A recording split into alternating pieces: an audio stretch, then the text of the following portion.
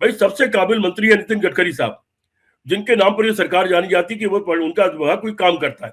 लेकिन आपने देखा कि उन्हीं के विभाग कम कर दिए गए, उन्हीं के बजट घटा दिए गए। तो ये सरकार अपने तरीके से काम करती है। नितिन गडकरी साहब के ऊपर चूंकि आरएसएस का भी हाथ है, वो आरएसएस से जुड़े हुए हैं, तो उनको कम से कम उतनी तरह से प्रताड़ित ये नहीं कर पाते। दूसरा, उन्होंने अपनी परफॉर्मेंस इतनी करके दिखा दी है कि उनको ये रोक नहीं पाते हैं। लेकिन बाकी किसी की कोई हैसियत किसी मंत्री की है नहीं, इसलिए किसी का आकलन किया करना हमारे आपके लिए उचित नहीं है, क्योंकि वो स्वतंत्र है ही नहीं। जी विनीता। तो आप ये कह रहे हैं सर कि बजट घटाया तो मतलब क्या पीएमओ अपने अंडर लेके चल रहा है? उनके मंत्रालय तो अच्छा खासा परफॉर्म कर रहा था, तो क्या दिक्कत है इसमें? नहीं, बस उनको लेट डाउन करना था। नितिन गडकरी साहब क्योंकि बहुत पॉपुलर हो रहे थे, इसलिए उनको लेट डाउन करना था, लेकिन एक सीमा से ऊपर लेट डाउन कर नहीं सकते थे, क्योंकि संघ का हाथ भी उनके साथ है। सर यहाँ पर क्योंकि ये तमाम चीजें हैं, मेरा सवाल एक इम्पॉर्टेंट ये है इसमें कि मैंने जो जिक्र किया कि किस तरह से तमाम मंत्री जो हैं उनकी परफॉर्मेंस की अगर बात आज की तारीख में की जाती है, तो उनकी परफॉर्मेंसेस जो हैं वो कहाँ पर जाकर के स्टे कर गई? मतलब अब ये विनीता, ये सवाल आपने पूछा था, लेकिन कुछ मुद्दे और ले लिया मैंने साथ में, दर्शकों को बताने के लिए। दरअसल इस सरकार में कोई मंत्री है ही नहीं, सिर्फ दो ही मंत्री हैं, एक प्रधानमंत्री है, एक गृह मंत्री है। सारी ताकत दो के हाथ में। बाकी किसी के पास सिर्फ उतनी ताकत है जितना उनको आदेश दिया जाता है कि ये काम आप कर लीजिए। अगर कृपा कर दी जाती है कि इतना काम आप भी कुछ कर लीजिए, उतना काम मंत्री कर लेते हैं, अन्यथा मंत्री सिर्फ अपनी गाड़ी लेकर के घूम रहे हैं और सिर्फ इस सुख में मस्त है कि वो मंत्री हैं। इससे अधिक उनके पास कोई हैसियत नहीं है। तो जब हैसियत होगी ही नहीं उनके पास, स्वतंत्र रूप से काम करने का मौका ही नहीं मिलेगा, तो उन पर आप नंबरिंग कैसे करेंगे, उनका आकलन कैसे करेंगे? ये कैसे तय होगा कि उन्होंने क्या परफॉर्मेंस किया? उनकी परफॉर्मेंस के फैसला कौन करेगा? और मंत्रिमंडल इतना बड़ा इसलिए बनाया जाता है क्योंकि देश की सरकार बहुत बड़ी सरकार है, इसमें कोई इक्का दुक्का का लोग काम नहीं कर सकते। और लोकतंत्र का तरीका है कि लोकतंत्र में चुने हुए लोग सरकार चलाएं, ब्यूरोक्रेट न चलाएं। ब्यूरोक्रेट सिर्फ आदेश माने और आदेश को क्रियान्वित करें।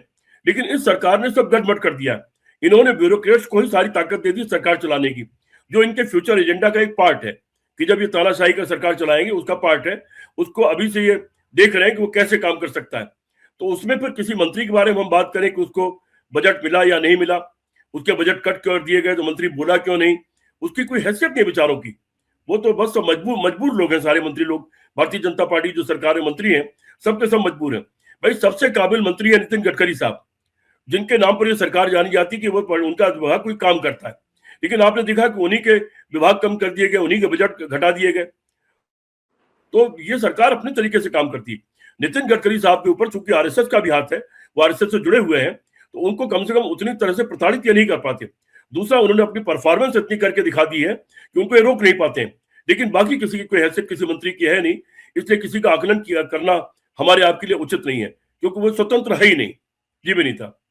तो आप ये कह रहे हैं सर कि बजट घटाया तो मतलब क्या पीएमओ अपने अंडर लेके चल रहा है? उनके मंत्रालय तो अच्छा खासा परफॉर्म कर रहा था, तो क्या दिक्कत है इसमें? नहीं, बस उनको लेट डाउन करना था। नितिन गडकरी साहब क्योंकि बहुत पॉपुलर हो रहे थे, इसलिए उनको लेट डाउन करना था, लेकिन एक सीमा से ऊपर लेट डाउन कर नहीं सकते थे, क्योंकि संघ का हाथ भी उनके साथ है, तो उससे ज्यादा नहीं कर पाए, लेकिन किया। उन्हीं के मंत्रालय में सीनियर ऑफिसर हैं जो एनएचएआई के चेयरमैन भी हैं, आईएएस जो है 95 बैच के संतोष यादव, उनको तो कोई बड़ा पद भी मिलने वाला है। तो मतलब फिर ऐसा कैसे, मतलब मंत्री और अधिकारी में भेदभाव क्यों कर रहे हैं? नहीं, मैंने पहले ही कह दिया, ये सरकार अधिकारियों के बूते पे चल रही है। मैंने पहले ही कह दिया कि भारतीय जनता पार्टी और आरएसएस का जो इरादा भविष्य में अगर इनका पूर्णकालिक बहुमत आ जाए और पूर्ण सरकार इनकी अकेले की चलानी पड़े, जिसको फांसीवादी सरकार शब्द मैं बार बार इस्तेमाल कर रहा हूं, उनका जो वो तरीका, उसका जो उनका सिस्टम है, वो सिस्टम यही है कि तानाशाह होंगे, ब्यूरोक्रेट नाम की चीज होगी जो इनके हाथ की कठपुतली होगी, जो इनके आदेश पर चलेगी। उनके साथ पैरेलल आरएसएस के कार्यकर्ताओं को भी उन्हीं के साथ पदाधिकारी बना दिया जाएगा और वो उनके ऊपर निगाह रखेंगे और वो उनके साथ पैरेलल निर्णय लेंगे। तो उस तरह की व्यवस्था इनके दिमाग में है। उसी को इस्तेमाल करने के लिए प्रयोग के तौर पर ये अभी से उसका काम कर रहे हैं कि क्या हम मंत्रियों को बाईपास करके, संसद को बाईपास करके, संस्थाओं को बाईपास करके हम सरकार चला सकते हैं कि नहीं चला सकते हैं। ये इनका उस भविष्य का योजना का प्रयोग मात्र है।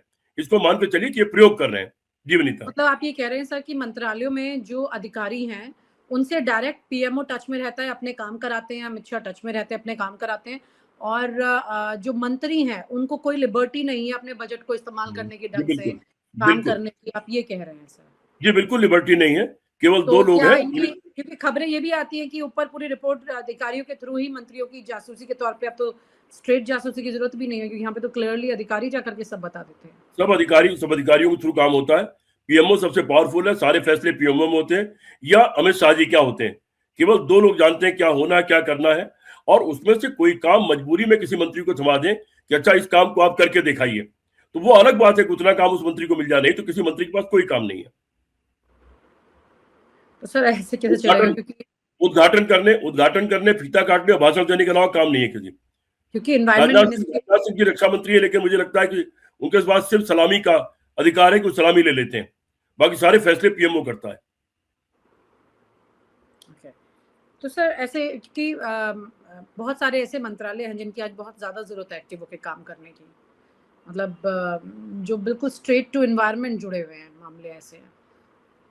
नहीं, इंफ्रास्ट्रक्चर के मामले हैं, ग्रामीण विकास के मामले हैं, एजुकेशन का मामला है, हेल्थ का मामला है, साइंस एंड टेक्नोलॉजी का मामला है। इस तरह के तमाम मंत्रालय हैं जिनकी बहुत जरूरत है। इंडस्ट्री है, इंडस्ट्री का बहुत बड़ा रोल है।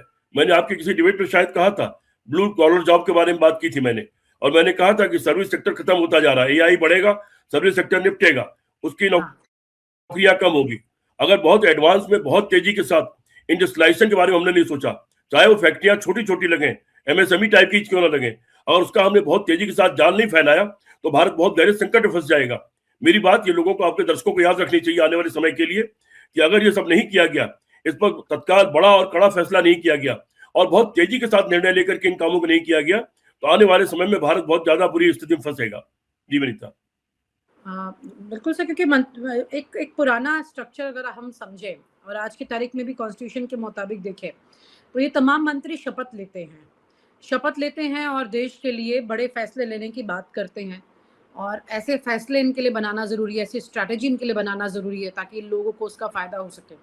सिर्फ फ्री बीज बांटने से काम ना हो, बल्कि उनको नौकरी मिल सके, जिन बातों का आप जिक्र कर रहे हैं।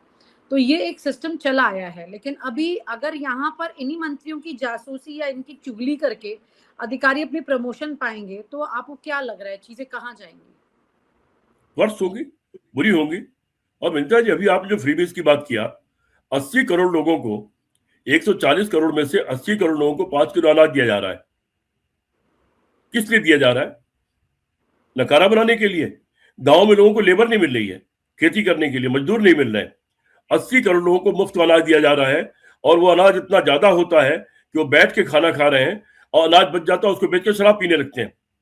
ऐसे तमाम लोगों को हम जानते हैं, हम लोग ऐसे तमाम लोगों को देखते हैं जो आते हैं और इधर अनाज बेचते हैं, उधर शराब की दुकान पर चले जाते हैं। तो आखिर हम समाज को बना क्या रहे हैं?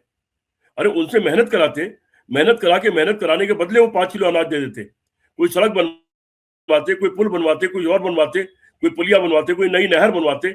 बहुत साल से नई नहरों की खुदाई नहीं हुई है। पुरानी नहरें जो, जिनको हर साल गर्मी, जब पानी नहीं हुआ करता था, बारिश का टाइम नहीं होता था, उसके पहले उनको गहरा किया जाता था, उनकी मिट्टी निकाली जाती थी। नाले जो बहते थे, एक नदी का छोटा रूप मान लीजिए ग्रामीण इलाकों में, उनकी गहराई बढ़ाई जाती थी, तालाबों की गहराई बढ़ाई जाती थी। मेरे खुद के गांव में 3 तालाब हैं, और वो तीनों सूखे हो गए, बिल्कुल बराबर आ गए, करीब करीब ऊंचे हो गए वो, और तालाब में पानी नाम की चीज ही नहीं है। उन तालाबों के कारण गांव का पानी का स्तर बहुत अच्छा होता था, हाई लेवल, उसका लेवल बहुत ऊंचा होता था। उनके कारण गाय भैंसों को बहुत मदद मिलती थी। लेकिन वो सारे काम बंद हैं। अगर ये 80 करोड़ लोगों को अगर इन सारे प्रोडक्टिविटी वाले काम में लगाया जाता, इस तरह के मतलब विकास के कामों में, और ये सारे तालाब गहरे करा दिए जाते, कुएं जो बंद है उनको खोल दिया जाता, नहरें बना दी जाती, पुरानी नहरों को गहरा करके चौड़ा कर दिया जाता, पुराने तालाबों जो नाले बहते, नाले का मतलब गंदे नाले नहीं, पानी वाले नाले, उनकी गहराई फिर से बढ़ा दी जाती, उनको चालू कर दिया जाता, तो उससे कुल मिला के सिंचाई उचाई की व्यवस्था अच्छी होती, बिजली का खर्चा थोड़ा कम हो जाता, और पानी का लेवल अच्छा हो जाता। वो सारा काम करने, दूरदृष्टि से वो सारा काम करने के बजाय मुफ्त में बैठ करके अनाज अब क्यों खिला रहे हैं आप? मुफ्त खोर क्यों बना रहे हैं अपने, जो आप इतनी बड़ी आबादी को, और उनको नकारा क्यों बना रहे हैं? कल को जब आप अनाज देना बंद करेंगे, अचानक उनको जब काम करना पड़ेगा, काम करने की आदत उनकी छूट गई है पिछले 5, 7, 8 सालों से या 10 सालों से, तो जब वो दोबारा काम करने जाएंगे तो क्या वो काम करने लायक रहेंगे? क्या तब वो फावड़ा चला पाएंगे? क्या तब वो हल चला पाएंगे? क्या तब वो गड्ढे खोद पाएंगे? ये बड़े सवाल हैं।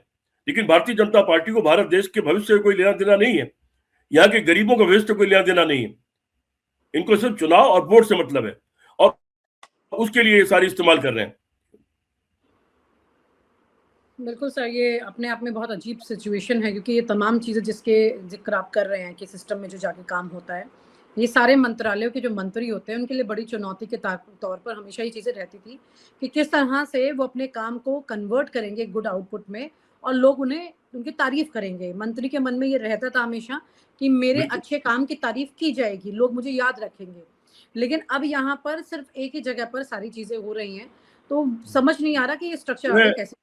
मैं दर्शकों के लिए खाली बता देता हूँ, अभी मैं 2 दिन से एक वो पढ़ रहा हूँ, एक किस्सा कि नरसिम्हा राव जी की सरकार के टाइम में कश्मीर का सवाल आ गया, और कश्मीर के सवाल पर परिस्थितियां कुछ ऐसी बन रही थी कि पाकिस्तान ने कोशिश किया कि सारे मुस्लिम देश एकजुट हो जाए। उस समय कुछ कश्मीर के हालात अच्छे नहीं थे शुरुआती दौर में, बाद में तो नरसिम्हा राव जी ने कंट्रोल कर लिया था, लेकिन शुरुआती दौर में अच्छे नहीं थे। तो वहां के सवाल को उठा करके पाकिस्तान ने कोशिश की कि सारे मुस्लिम देश एकजुट हो जाए और कश्मीर के सवाल पर पाकिस्तान के साथ आ जाए।